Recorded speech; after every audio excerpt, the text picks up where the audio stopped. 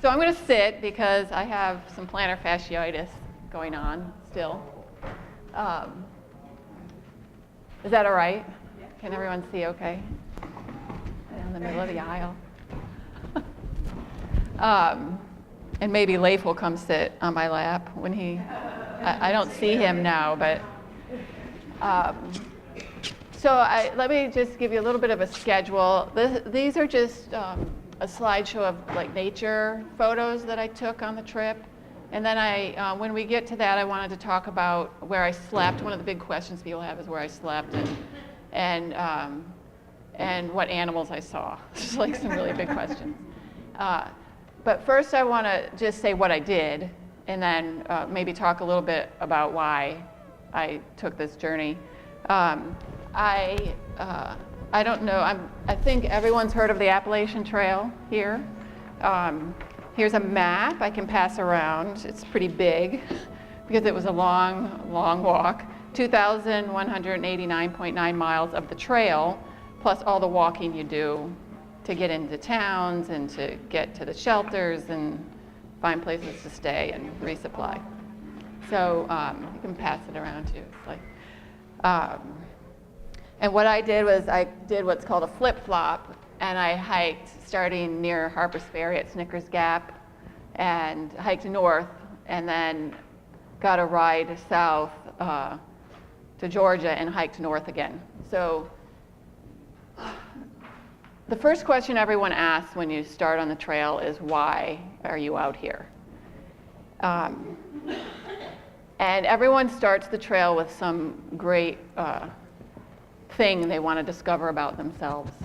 They want the freedom. A lot of students start because they've been living at home or at school and they've had a lot of responsibilities. So there's a lot of young people, and then there's people 40 to 60 who are doing a career change or had a divorce or for whatever reason.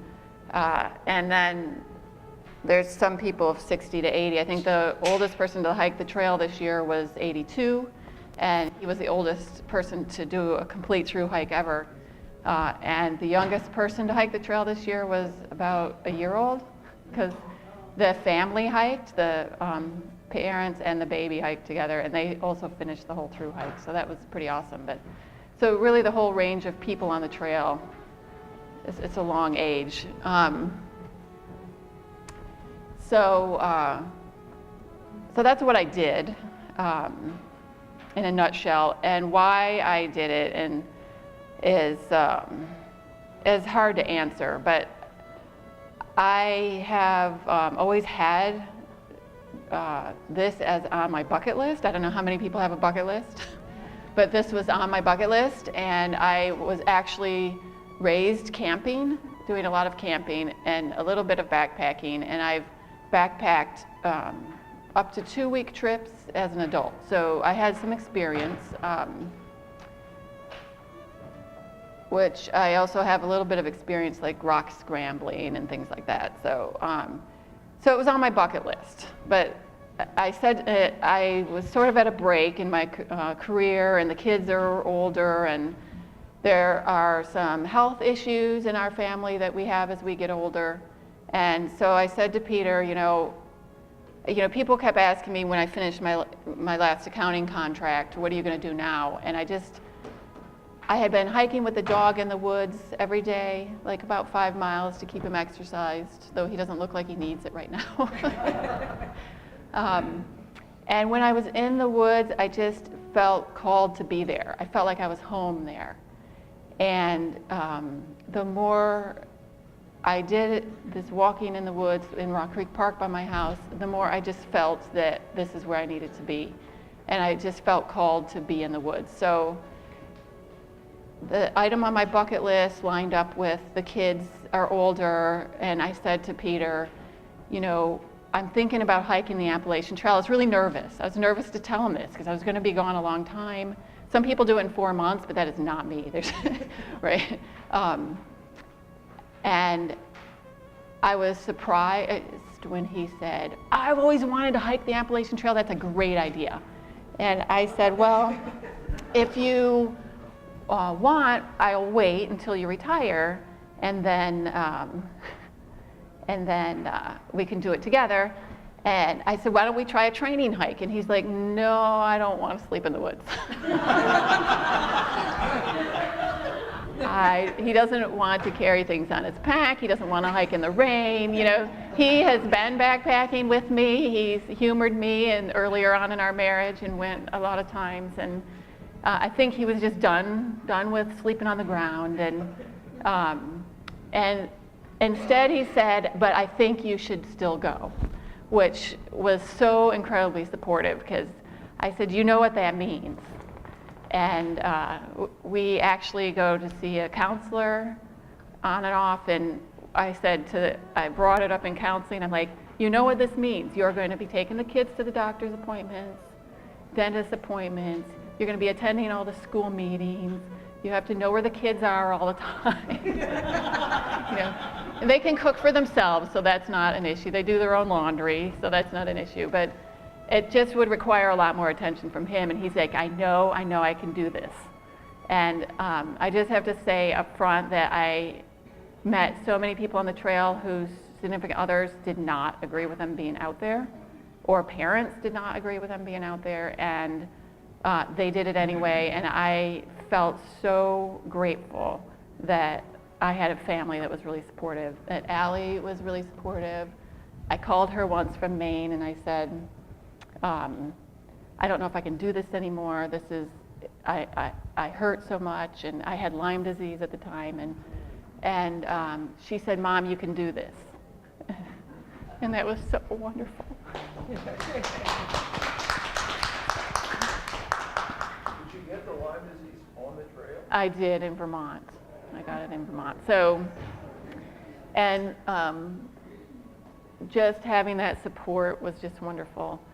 So anyway, back to why I went. So with the health problems and the break in the career, and I just had this calling, and that's why I went out. And I have to tell you that even after all those miles, I would go do it again in a heartbeat.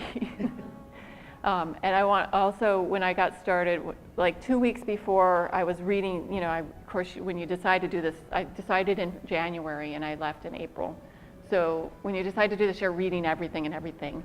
And I read, there's a book, my mind's like the AWOL book, where a guy talks about his hike, and I just started crying. I'm like, there's no way I could do this, you know, because I read how hard like the Maine and New Hampshire sections are.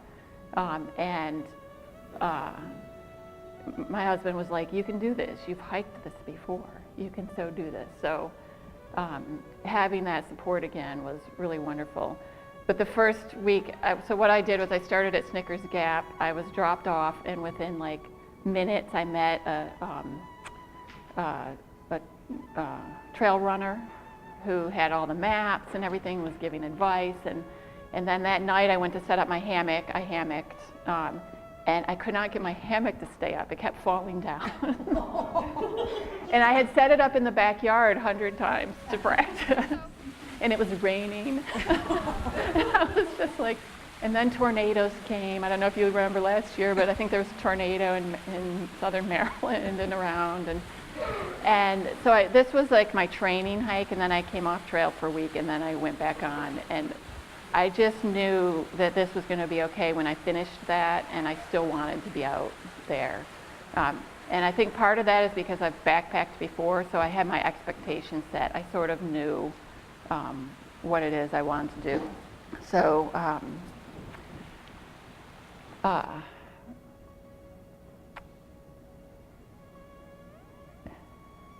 so what I wanted to talk about, let's see, I think this has probably gone through. No, it hasn't gone all the way through yet. Yeah. Not since I sat down. Not since you sat down, okay. Did I answer a question of why I did this? Does anybody have? Okay. And why did you do it with Leif? Oh, why did I do it with Leif?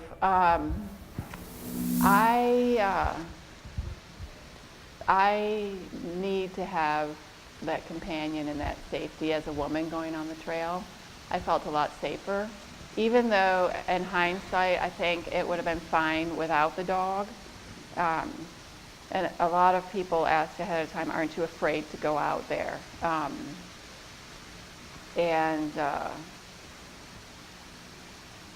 I think I would have been if I didn't have the dog, though I wouldn't be now. I think it would be okay. Also, he is very good at telling me, like, I have really low blood pressure, so he's very good at telling me when I need to sit down. Like, he'll just go sit on a rock and stay there until I rest. And you'll see, like, in the video, did you see the video where we were walking along the stream? You see he turns back all the time and checks on me. Right, so when we were in New York, I fell for the first time, and I think it was New York, and it might have been Pennsylvania, and I think at that point he decided he needed to check on me for the whole trip. Anytime there were rocks or roots that had to be gone over, he was right there next to me checking on me.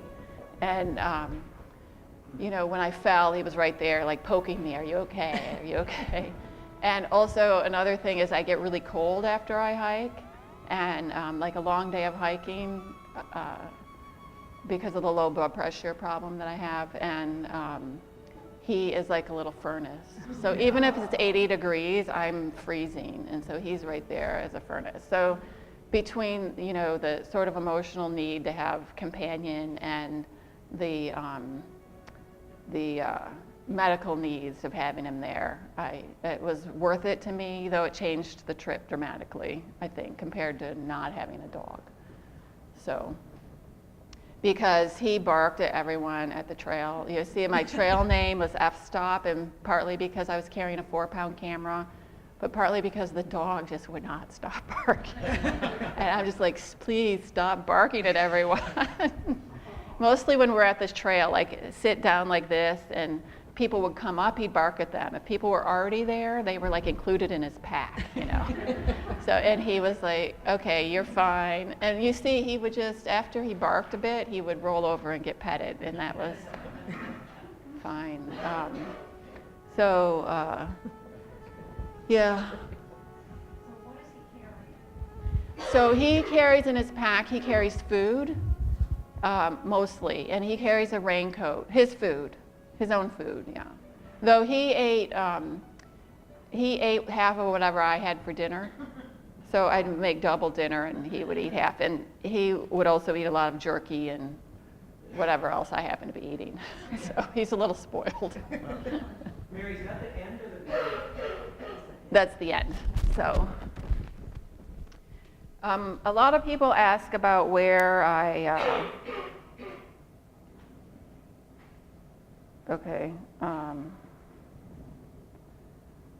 where I sleep at night, because people are like, wow. I was like, so a lot of the trail, like all along the trail, between 8 and 18 miles are the shelters that you just saw, and that's really where people gather on the trail. Like, so most people hike alone during the day and then gather at the trail or at the shelters at night.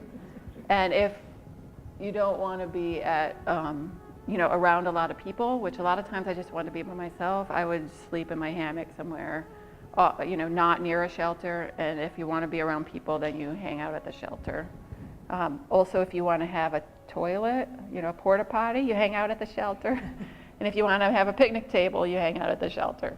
So I did a lot of staying at shelters and a lot of hanging on my own. And also then about once a week on average, I would stay at a hiker hostel.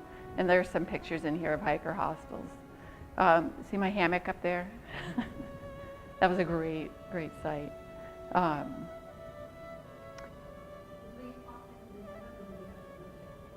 He would hop in, and I hung it pretty low to the ground because at night he would get hot, and then he would get out, and then he would get cold, and then he would get in. And he would get hot, and he would get out, and he would get in. Another good reason to stay at a shelter. So.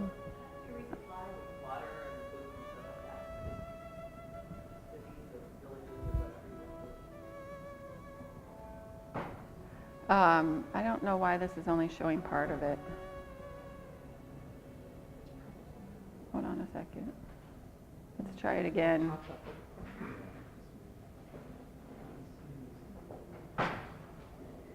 There we go. You hit the snooze. On that little pop-up. There we go. Move it forward just a little bit. There. My brother saw that and he texted me, "You're hanging your hammock wrong." I'm like, really? Of that picture? That's what you have to say about that picture? Thank you. That's what brothers are for. So anyway, really. Mary, she asked, how did you resupply? How did I resupply? Sorry. Yeah. So through the northern part of the trail, from like Harper's Ferry up to Maine, there you're really up to Vermont. Okay, you're hiking through towns all the time. I mean, literally the trail hikes through the town, and so you just resupply in town. Other places, a lot of times the hostels, for $30 you get a bunk, you get a shower, you get to wash your clothes, and they'll drive you to a resupply, which is awesome. And some people are like, yeah, but you have to bunk with other people. Well, you could spend $100 on a hotel and not have a car, or you can bunk with other people. So, oh, it did it again.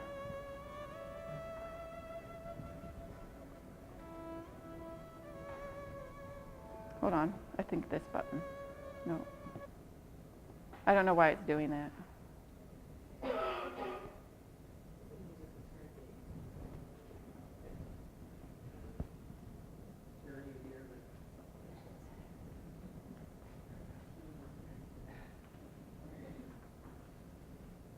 These pictures are smaller than they're supposed to be, which I don't understand. It didn't do that at all while I was testing it.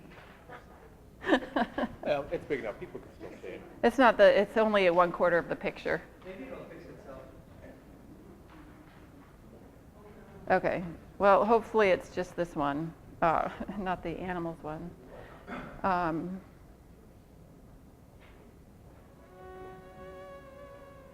Anyway, so these are like some of the hostels, like the hiker hostels. Also, what you get at a hostel is someone who really cares about you as a hiker, which you don't get at a hotel.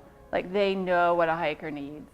There are internet access, guidebooks, maps, guides for the trail to come ahead, advice from the people that live there. A lot of the people that run the hostels are through hikers in a past life. And health care, like people that really care about you, cook you meals, take you to the doctor if you need it, commiserate with you. And one hostel, I did hire them to bring me a resupply in the 100-mile wilderness, and he stayed with me for like 2 hours while I repacked my stuff and making sure I was okay. And he's like, "Are you sure you want to stay out here that long?" Because I stayed 10 days, or 10 or 11 days in the 100-mile wilderness, and just caring people. When I was sick in southern Maine, Bear and Honey at their hostel just said, "Rest, do whatever you need. What do you need? What can we bring you?" I have dietary restrictions. They will cook gluten-free pancakes. So yeah, the hostels were awesome. Well, that's a terrible picture, please. So that's pretty much, let me see, that's about done. It's like you can't see these hostels, so I'm getting frustrated.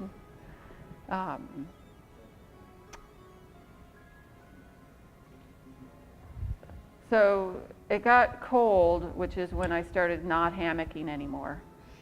Because it was just a lot warmer to stay in a shelter, because I could sit there in my blanket and cook right in the shelter, which is technically a no-no, but no one else is out in the shelter in the middle of winter. So You know, if everyone's like, yeah, it's okay, then we go for it. All right, so let's try the next video, which is, which animals did I see?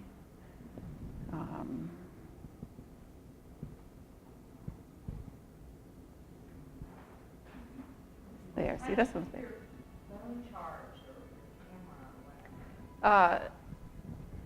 That you did at hostels, or when you crossed a road and maybe stopped into a restaurant or a gas station. A lot of them would let you charge there. There was one hostel that actually had a solar charging station. So that was at Fontana Dam, and that was really awesome.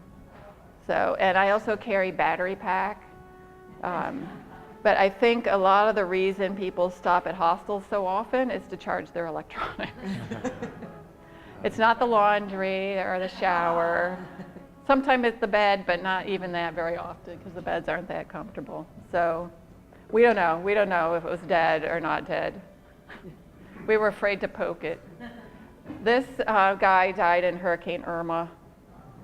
And I guess why I put those pictures in is to show you, I have to tell you about this picture too, is to say that in following your dream, in this case, there were a lot of things that went wrong. Like in preparing for the trip, I developed Achilles tendonitis, and I was told I couldn't hike as training, so, which was driving me crazy. I'm like, I've got to hike to train.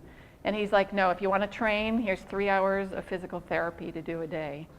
So 3 hours of exercises, of stretching, this, and that's what I did for the 6 weeks before the trip. No walking training at all. I was forbidden from doing that. And he just finally said, look, you are going to have Achilles tendonitis for the rest of your life. You have this bucket list item, and here is how you can take care of your tendonitis on the trail. And this is how you can get your dream taken. I had a really supportive physical therapist, and I just, the whole way through this whole trip, people were so supportive of this. And I saw a lot of people quit on the trail because of tendonitis or because they had a sore this or a sore that. And I just said to some people, but mostly to myself, I can have tendonitis sitting at home on the sofa, or I can have tendonitis out living my life. And so I decided to go with the latter option, because there's always going to be trouble. There's always going to be things that happen. There's going to be a hurricane, or there's going to be, you know, the animal dies, or, you know, there's just, that's how the trip is. I'm going to have, you know, hurt something. Obviously, if you break a leg, you're not still hiking, but some things you can just suck it up and go through, and others you can't. But in my case, I was lucky enough not to break a leg or anything. So on this picture, there was a hostel that, not a hostel, a shelter that was rumored to have bears up in New York. And there's the bear. Well, mostly bears won't come around because they don't want to bother people. But this bear, he's running away now because Leif barked at him and he ran away. There were 6 of us waving and yelling at this bear, and he did not care. He kept coming to the shelter. He's like, you guys have food, I'm going to get it, right? But Leif saw him and started barking, and the bear's like, well, no.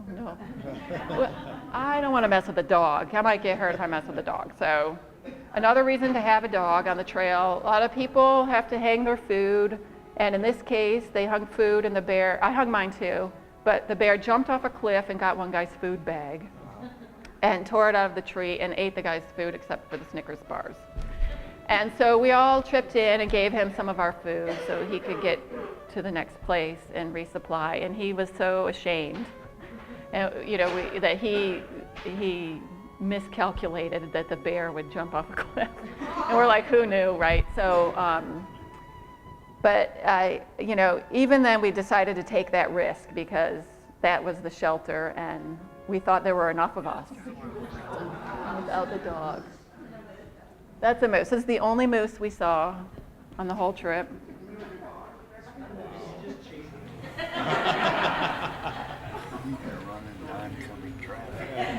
Yeah. In New Hampshire. What are you gonna do? Yeah.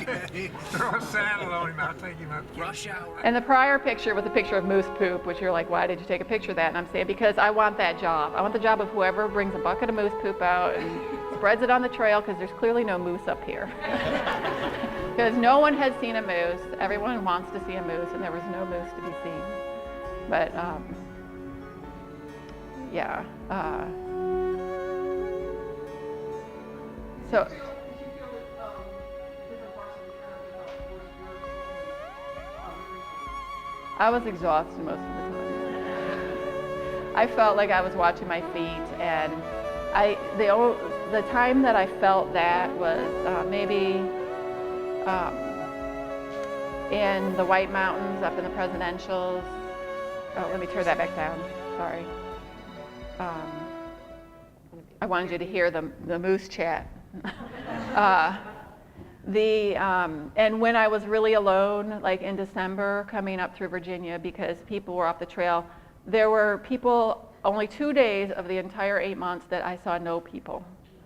And they were both in the late fall. And there were always day hikers, even through the 100-mile wilderness, there were day hikers. There were always, almost always through hikers. And I think being alone around then, because like in December while I was coming through Virginia, there were much fewer people. And I think that's when I felt more spiritual at that point. Otherwise, there's still a lot of society on the trail. There's a lot of rules. There's no talk of politics, right? No any kind of suggestive talk to women. Like anytime anyone said anything that was even the slightest bit off color, the other guys would shut it down. And I think there were people, I belong to a women's hiking group that hike for the Appalachian Trail on Facebook. And there were people that thru hiked this year that felt that a lot of men put them down or were denigrating to them. And I did not have that experience. And I don't know if that's a matter of perspective. I was raised by 5 boys, my 5 older brothers. So maybe I'm less sensitive to it. But there was definitely, a society on the trail that you're paying attention to. These guys were so cute. It was really hard for Leif, because I'm like, no, you can't chase them. He wanted to chase them so badly. All right.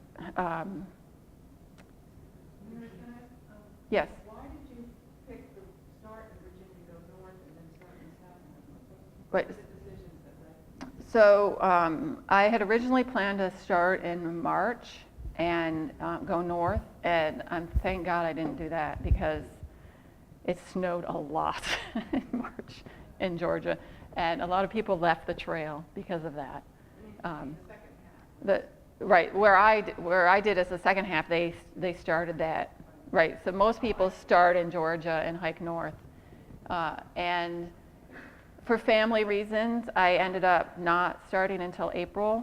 So April for me would have been a push to get to Katahdin in time if I started at the southern terminus. I didn't think I could do it. Also, starting at Harper's Ferry, you're hiking the easiest part of the trail first. And because I was in poor physical shape, I thought that would be easiest to get me going. I felt if I started at the north, because I could have started north and hiked south, but that is the hardest part of the trail. Maine is definitely by far the hardest part of the trail. And I give a lot of credit to those southbounders who make it through Maine without. Well, one of the reasons, no, well, yes, I don't hike in the heat so much. The one day that it was, or the 4 days it was like 100 degrees in a row, I stayed in a hotel. Only because the hostel wouldn't let me stay there because I had a dog.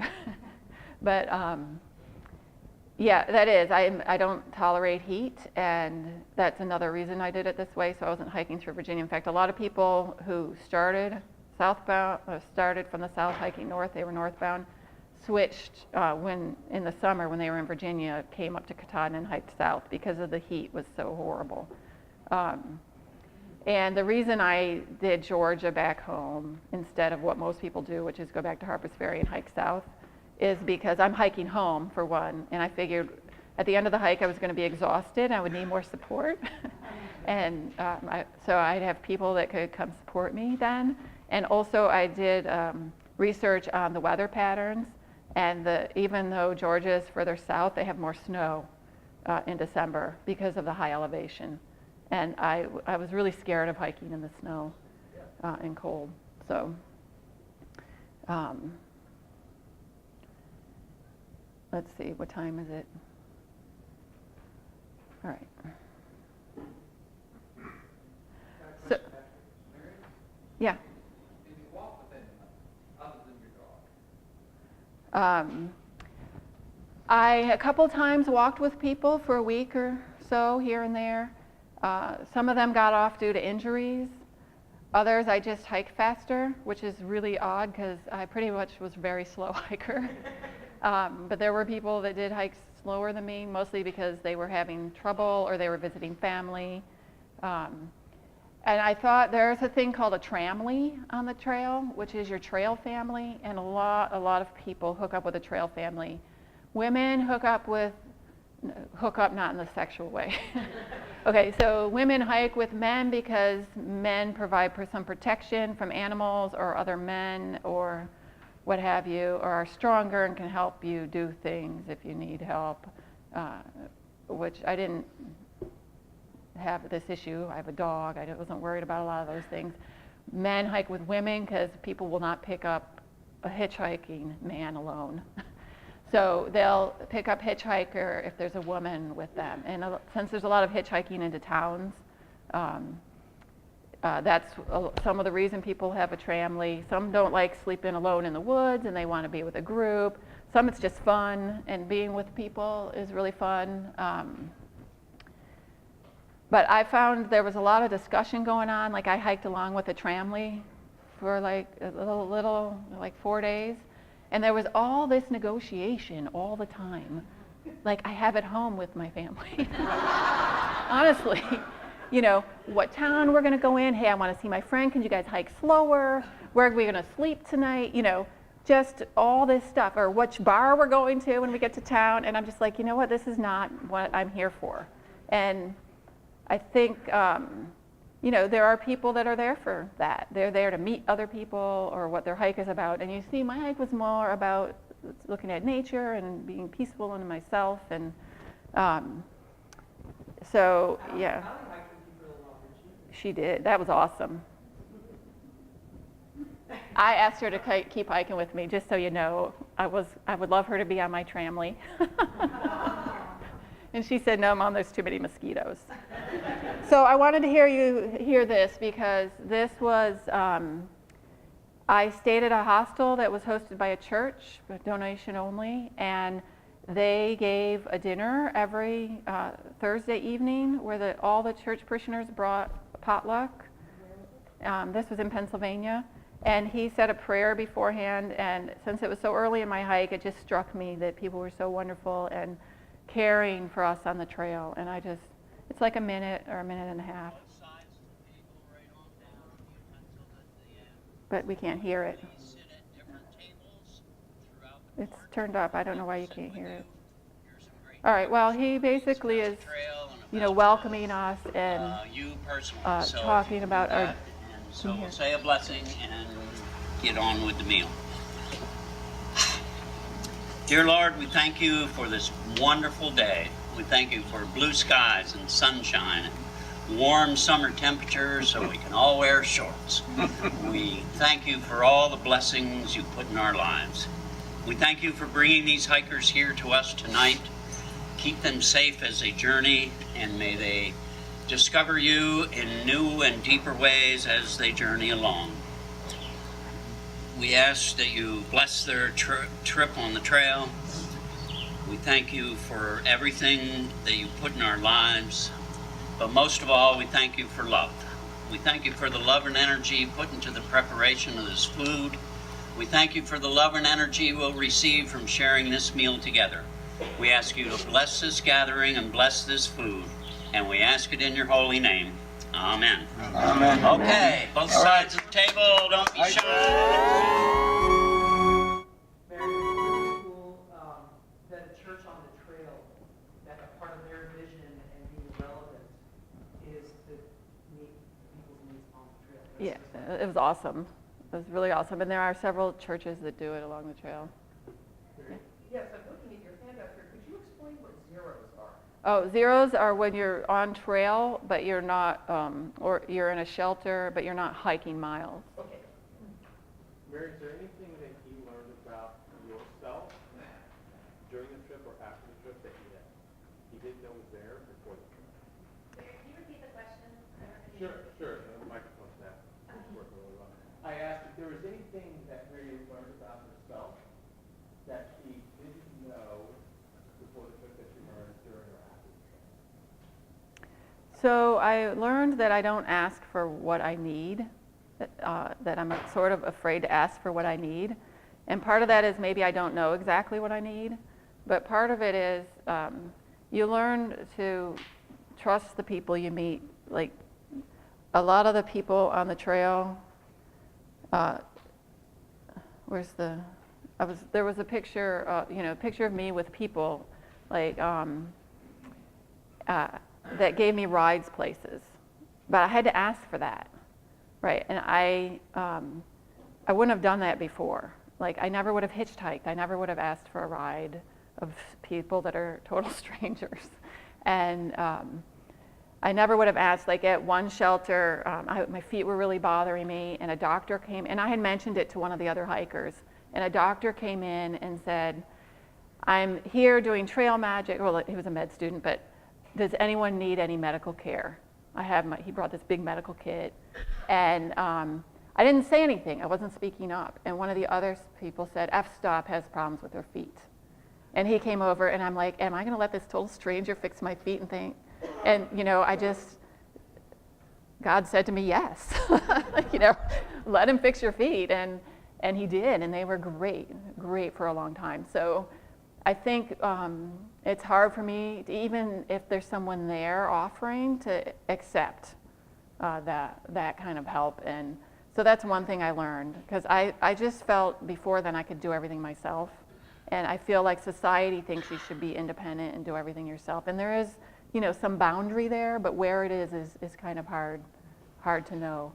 Mary, was that a trail thing for the strangers, or is that you in general? Did you realize that about yourself, like, in your regular life? Like, do you ask friends for help? I don't ask anyone for help. I wasn't sure if that was just like, oh, I want a stranger near me, or if that was a trail thing. No, I think that's about me in general. I tend not to think I need any help. Was there food or beverage you dreamt about at night? I have to tell you that I'm allergic to dairy, and I craved ice cream like crazy, so that was really hard. And when I was in New Hampshire, and we were coming into Gorham, and I saw people had been talking about this Chinese buffet, and I was like for 3 days craving this Chinese buffet. So I got there, and it was like on a Tuesday, not a good day to go to a Chinese buffet. And I was sort of disappointed, and that's the last time I craved any food. I'm like, I'm not getting my hopes up again. So, and French fries, and BLTs. And surprisingly, in the north, everywhere had gluten-free bread, so I was in heaven. What has your reentry been like? Reentry's been really hard. The original was there's just too much stuff and too much things. Like, I knew leaving DC that the population density here is just too much for what my soul is happy with. But I have family, and jobs are here and what have you, so I'm here. But coming back, it just hit home again. This is how many people there are. Driving was really hard after not driving for so long. In fact, I got a speeding ticket when I came home to watch Allie's play. And the stuff I threw out, I don't know, 20 huge bags of stuff when I got home, and Peter's like, stop throwing away my stuff. So yeah, it's been hard, and it's hard for me because, you know, there's this balance between how much money we need to make and how happy we are in our lives. And I think we tend to get wrapped up in thinking that our happiness is tied to that, how much money we make. And I've been struggling with that too, because I don't, I like working, but I want to be in an environment where I love the people I work with, and that's hard to find, I think. And being in a work environment that's challenging but pays you really well, which I know a lot of people have that, just doesn't work for me anymore. So I think coming back to that has also been a challenge, to try and, I didn't solve any problems on the trail because I was so busy hiking. Because it's like a job. You get up and you hike and hike and hike, and then you get down, and you're tired. You know, life is really easy on the trail, but living is hard. Like, everything's simple. You have one pot, you have one sleeping bag, you have one pair of clothes. You know, it's easy, but filtering water, you got to cook with that one pot. You got to get your clothes. You got to hike all day. You got to set up your tent every night. So that part of the living is hard. So it was just a reversal. You come back here and everything's there, right? But there's also a lot of other things that need to be negotiated.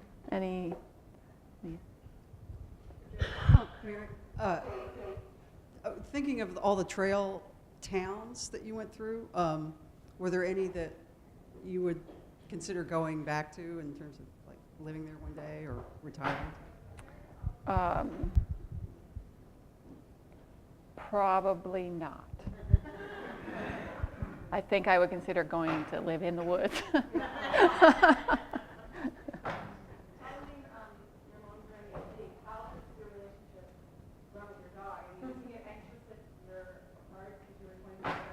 He is. He's had a hard time adjusting. Especially because I have the plantar fasciitis, and he can't get out and exercise 8 hours a day. So I think that's part of it. He gets anxious. He also doesn't understand when I leave him at home why he has to be at home. He looks really hurt, and that's hard for me. But you know, around here, if you bring a dog and leave him in the car, people call the police. If you bring a dog and bring him out, people say no, dog's not allowed. So you know, but I have to go on, you know, living, and but it's hard for him. He still sleeps beside me, which he didn't before. So. What was it like on the trail being unplugged from stimuli like news, music? I think that would probably get to me most immediately. Did that bother you? Well, I hiked 6 of the months without listening to a lot of my iPhone. And there's service in a lot of places, at least on the hills, right? If you have AT&T, you don't get much service in Maine, but pretty much everywhere else, there's service. People with Verizon got service in the 100-mile wilderness. So you can have music, you can have your iPod. I relied on it. Once there were fewer people on the trail, I started relying more on having music and books on tape. A lot of podcasts, books on tape, stuff like that. So I did have that. And I actually asked this question on my Facebook group, and boy, I got quite a range of answers. As long as you're not playing it out loud. There were people playing their out loud while they're hiking. Everyone has to hear this like hard rock on the trail. So, but yeah, so I can't answer that really because I took it with me. Yeah. And without GPS, I would not have done this because I love my GPS. Did you do any journaling? I journaled for about 10 days. And then when I realized like it's been 2 weeks since my last journal entry, I just sent it home because it's heavy and I just wasn't writing it. And then I was looking at it last night thinking I was silly. I should have done this because I really like going back and looking at, you know, those 10 journal entries that I have. You Facebooked a lot. You posted a lot of your pictures. I did Facebook a lot. Yeah. And I got my husband to come to the Century on Facebook. Do you have any weapons of protection like bear just my dog. Some people brought, like I met a guy, he had this big shovel, he had a machete. And I'm like, no. And he got off trail because his pack was too heavy, so he was exhausted. I have the miniature Swiss Army knife, like this big. It weighs, 0.7 ounces or something. And that's all the knife I needed or weapon. And there were people that were carrying, and I am fine with that. That was a discussion on the trail. Are you happy people are carrying? You're not happy? And I am totally fine that other people were carrying. I would be afraid I would shoot myself or stab myself. So it just wasn't necessary, though. Just to me, there was no time at all where I wish I had bear spray. Or even when I had a bear, like from here to where Allie is, I heard something rustle and the bear stood up. I heard 2 bears run away, the cubs, and the mom looked at me and left. So, I mean, it's not an issue. It's just not an issue. If anything, it would be people. Like, the only people that got attacked this year were attacked off the trail. Like, they were hitchhiking on a road or they were in town or something. So, there was no problems at all on the trail. Very safe. People really look out for each other. Besides shuttling your journal, were there other things you had packed and then decided were non-essential? An extra pair of clothes.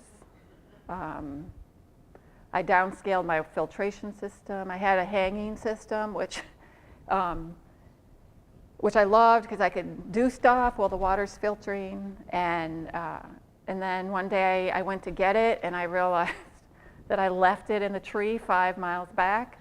And I thought to myself, there's no way I'm going back. And I got on and ordered a new one from Amazon and had it shipped to the next town. And luckily, the people around me offered for me to use their water filter. One woman gave me purification tablets, and so it wasn't an issue. But mostly extra clothes I got rid of. Other than that, since I had some experience, I didn't overpack. My pack was at most like 35 pounds, so it wasn't bad. You're talking about filtering water, so we use water from streams? Yes, except in Pennsylvania where they say don't use the water. Because there was a lot of industry there, and a lot of the water is contaminated. So no beaver ponds, no contaminated. There's a guidebook, AWOL's guidebook, that lists all the streams and springs and tells you which ones to drink out of and which ones not to drink out of. So, yeah. All right, we have time, I think, just for one last question, and then we'll... A lot. Well, I saw Peter a lot because he came and resupplied me on the weekends and when I was soaking wet, took me to the laundromat to dry all my stuff. And so from here to Vermont, I saw him either every weekend or every other weekend. Allie hiked with me for 2 weeks in Vermont. After that, I saw Peter in Maine. So from Vermont up to Baxter State Park, I didn't see them. And then in the south, in Asheville, I saw Peter, and then again in the Shannies and the Shenandoahs, and another time. So he came up like three times then. So he was really, really supportive and helpful. I thought, he was coming in Pennsylvania. I thought he was coming every weekend, and he made sure he had extra space in the car. I thought he was thinking I was going to say, okay, I'm done. Come on, get in. And he said the first 2 weekends, he's like, are you okay? Are you going to keep going? He was checking to see if I was going to, I'm like, you can't say that. You just have to expect that I'm going to keep going. So he was being supportive. It's a fine line. Right? If you don't want to continue, it's okay. And if you do, it's okay too. So. Anyway, I'm happy to answer any other questions. If you want to email me, if you're interested in getting on the trail, I can help you, like with gear or whatever. That's fine. I would love to help you. It keeps me involved. So, yeah. Well, thank you, Mary. I want to thank you for doing this. Thank you.